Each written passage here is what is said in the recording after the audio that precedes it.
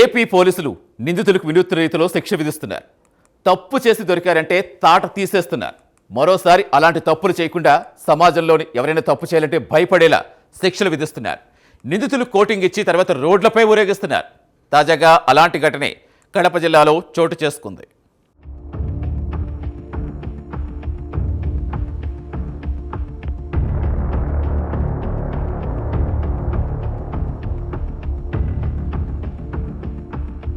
కడప టౌన్లో క్రిస్మస్ వేడుకల సందర్భంగా ఓ వ్యక్తిపై ఇద్దరు యువకులు కత్తితో దాడి చేశారు.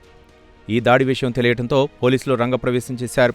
నిందితుల్ని అదుపులోకి తీసుకున్న కడప 2 టౌన్ పోలీసులు వారికి వినూత్న రీతిలో శిక్ష విధించారు. సిఐ ప్రసాదరావు ఆధ్వర్యంలో వారి చేతులకు బేడీలు వేసి రోడ్డుపై ఊరేగించారు. భవిష్యత్తులో ఇలాంటి తప్పులు చేయకుండా ఉండాలని యువకులకు పోలీసులు హెచ్చరించారు. అనంతరం రిమాండ్కు తరలించారు.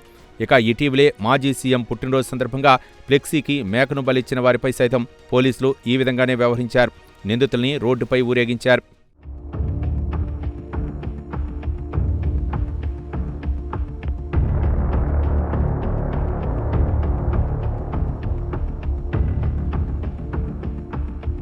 చెడు వ్యసనాలకు బానిసలుగా మారిన ముగ్గురు వ్యక్తులు విచక్షణ కోల్పోయి ప్రవర్తిస్తున్నారు. ఈ ముగ్గురులో విభేదాలు తలెత్తాయి. పవన్ అనే వ్యక్తిపై కీర్తన్, యేసుబాబు అనే వ్యక్తులు దాడి చేశారని పోలీసులు తెలిపారు.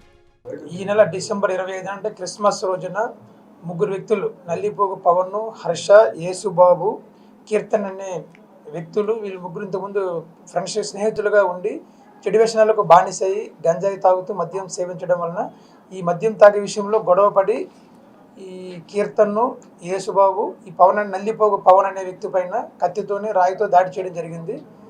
దీని విషయంగా కడప 2 టౌన్ కేసులో 260 క్రైమ్ నెంబర్గా కేసు నమోదు చేయబడి అందులో ఇద్దరు వ్యక్తుల్ని అరెస్ట్ చేసి రిమాండ్ నిమిత్తం కోర్టుకు తరలించడం జరుగుతుంది.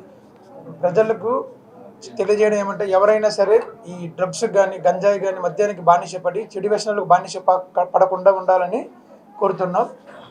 క్షణికావేశంలో జరిగిన తప్పుల వల్ల జీవితాంతం శిక్ష అనుభవించవలసి వస్తుంది.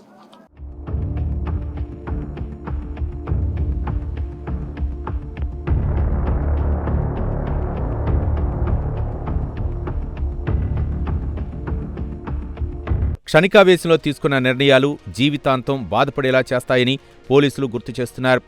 దుర్వ్యసనాలకు దూరంగా ఉండాలని ఈ సందర్భంగా సూచిస్తున్నారు.